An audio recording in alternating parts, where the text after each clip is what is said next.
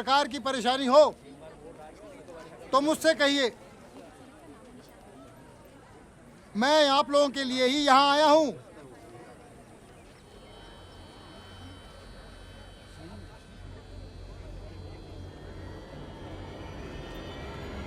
कोई कुछ नहीं बोल रहा, सब घूरे जा रहे हैं।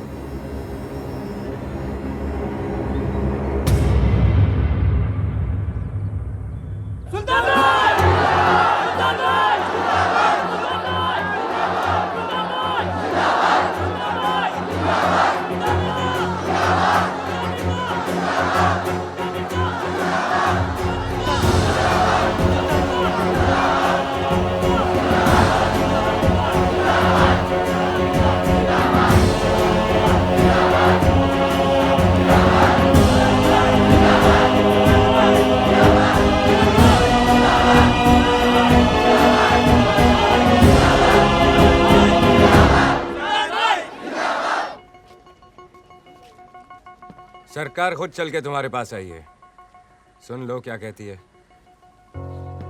बोलिए मंत्री जी, सब सुन रहे हैं। पॉलिटिक्स में आ जाओ, जीत जाओगे। अगर हमारा कैबिनेट पॉलिटिक्स में आ गया तो आपका कैबिनेट कबाड़ियों के भाव बिक जाएगा।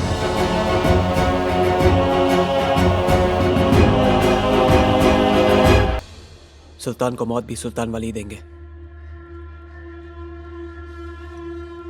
कल उसकी रैली है, लेकिन वहां पे शोर नहीं, मातम की खामोशी होगी। लेकिन याद रहे, अगर सुल्तान बच गया तो हम सब खत्म।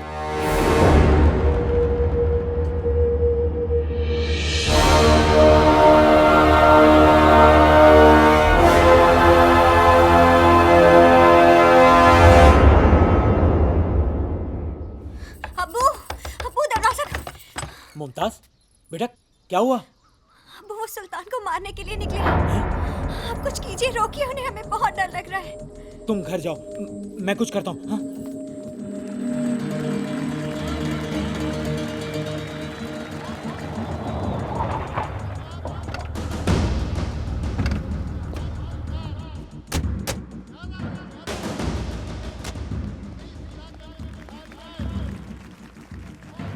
तुमने सरकार में आने की सोची और सरकार ने भी गलत काम शुरू कर दिया, तुम जैसे को शामिल करके।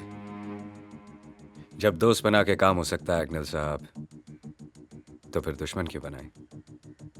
आज मैंने सरकार को भी दोस्त बना लिया।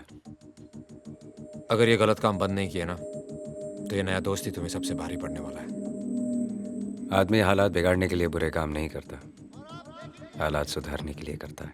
क्या आपके इन हालात में जरूर सुधार आएगा? हर नल में पानी होगा।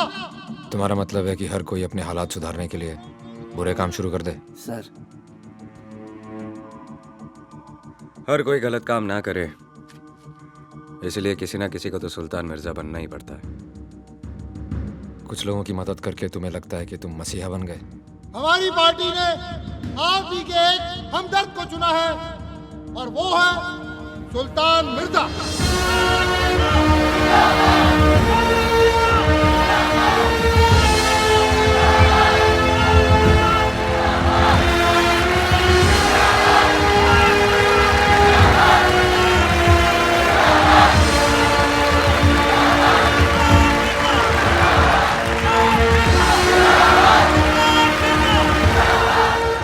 जवाब मिल गया इग्निल साहब, या कोई और सवाल है मन में?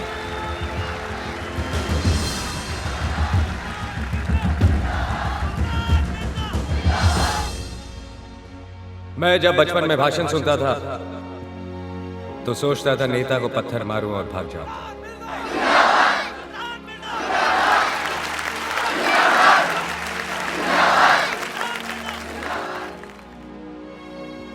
लाउड स्पीकर की आवाज सुनकर कभी अमीरों ने जमघट नहीं लगाया, गरीब ही हमेशा खींचे चले आते हैं, ये सोच के कि आज उनके मतलब की बात होगी। लेकिन आज तक कुछ नहीं हुआ।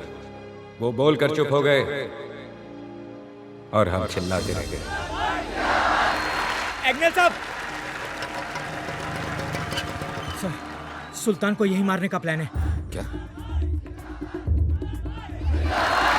कौन?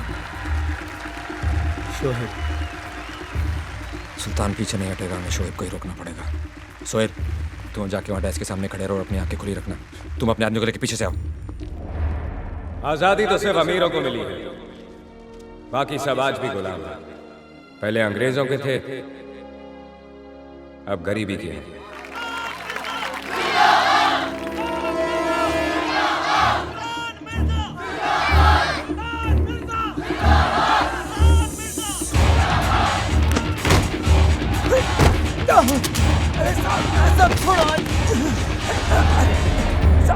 हर किताब की किस्मत में लाइब्रेरी नहीं होती।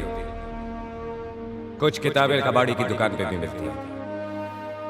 हम सब उन किताबों में से हैं।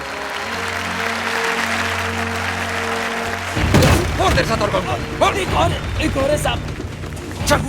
आज तक आप लोगों ने मेरे यहाँ फरियाद तब की जब आपकी किसी ने ना सुनी, ना पुलिस ने, ना सरकार ने। उन सब के बाद आप मेरे पास आए, लेकिन अब आप सबसे पहले मेरे पास आ सकते हैं। अम्मी अम्मी मुझे पिस्तौल चाहिए। घर पे है ना बेटा? अम्मी मुझे वो चाहिए। मैं अपने काम करने का तरीका बदल रहा हूं, तेवर नहीं।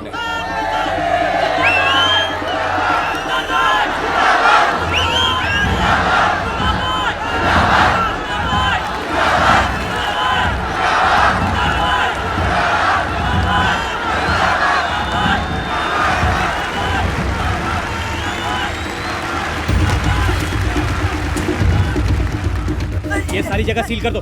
कौन है सर, कह रहा था 2 लोग हैं, दोनों मिल गए। खतरा टल गया सर। जब तक शोएब है खतरा है। दोनों पकड़ा गया, प्लान फेल। अब सुल्तान को धर नहीं पा सकता।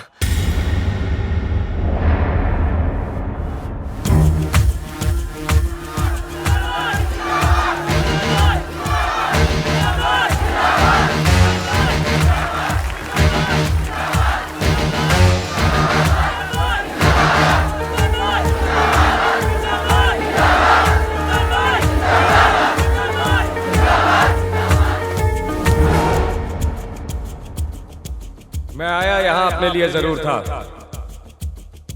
लेकिन अब लगता है जब तक आप लोगों के सपने पूरे नहीं होते,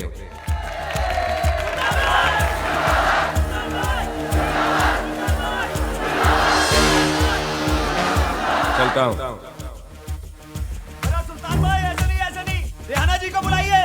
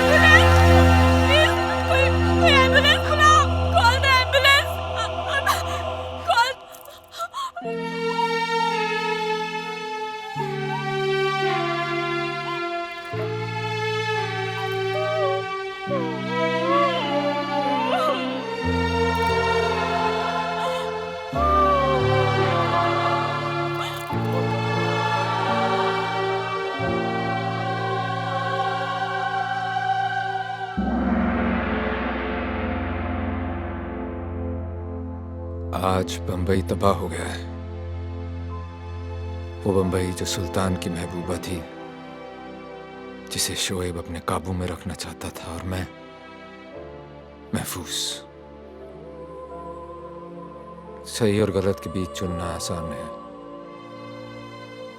लेकिन दो गलत लोगों में से एक चुनना बहुत मुश्किल। और यही मैं चूक गया।